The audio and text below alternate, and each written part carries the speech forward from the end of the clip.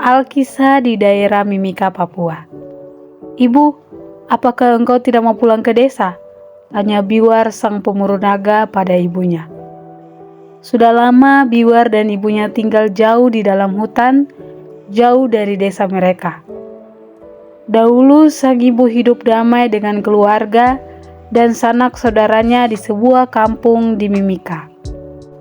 Beberapa tahun sebelumnya, Ibu Biwar bersama suaminya merupakan warga dari salah satu kampung di Mimika.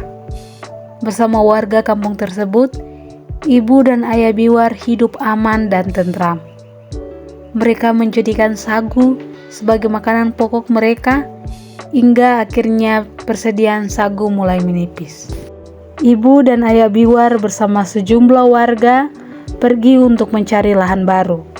Mereka menggunakan 10 perahu kecil untuk menyusuri sungai di sekitar tempat mereka tinggal. Namun, mereka tidak menduga apa yang hendak menimpa mereka.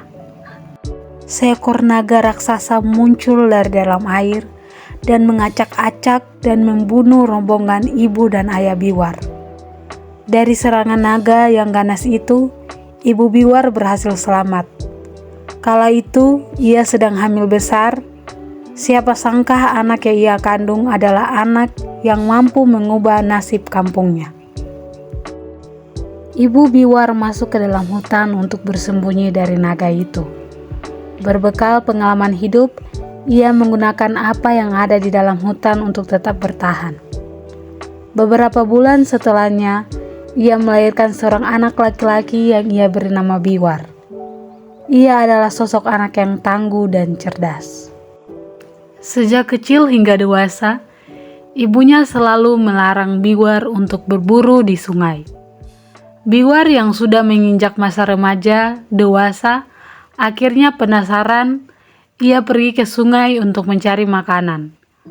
Namun apa yang ia temukan, ikan-ikan yang sangat besar begitu melimpah di sana.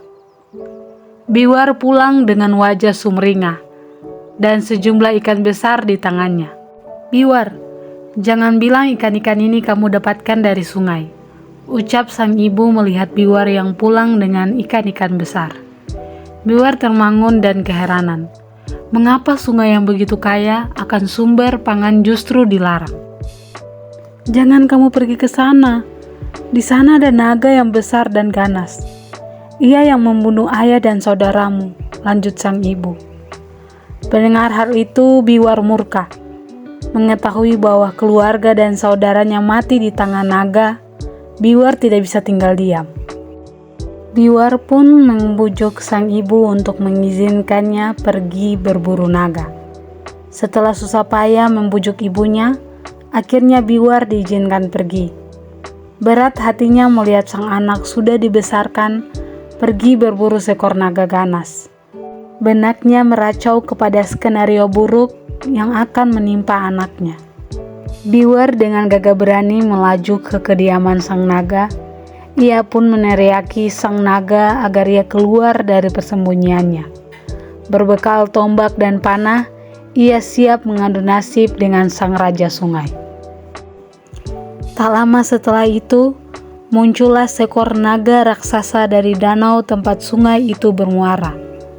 Dengan penuh amarah, Biwar meluncurkan serangannya. Tombak dan anak panah menghujani tubuh sang naga air itu. Namun, tidak ada satupun dari serangan Biwar yang dapat melukai tubuh naga itu.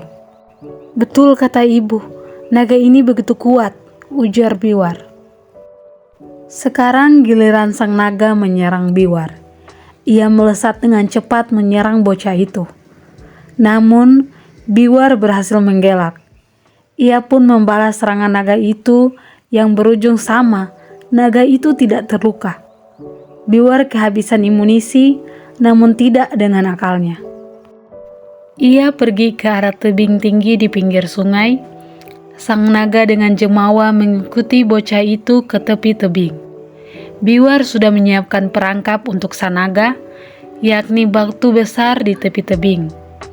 Dengan perkiraan yang tepat, ia menggelincirkan batu besar itu ke arah sang naga. dan mengenai kepala dari raja sungai itu.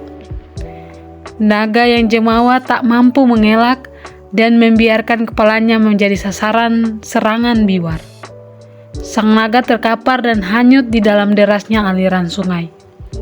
Melihat sang naga tak berdaya, Biwar pun merapalkan raungan kemenangan. Biwar pun kembali kepada ibunya dengan selamat. Betapa bahagianya sang ibu melihat anaknya telah menjadi pahlawan bagi dirinya serta warga kampungnya. Akhirnya mereka berdua kembali ke tempat tinggal mereka di Mimika. Seluruh warga kampung menyambut Biwar sang pemurah naga dengan penuh sukacita.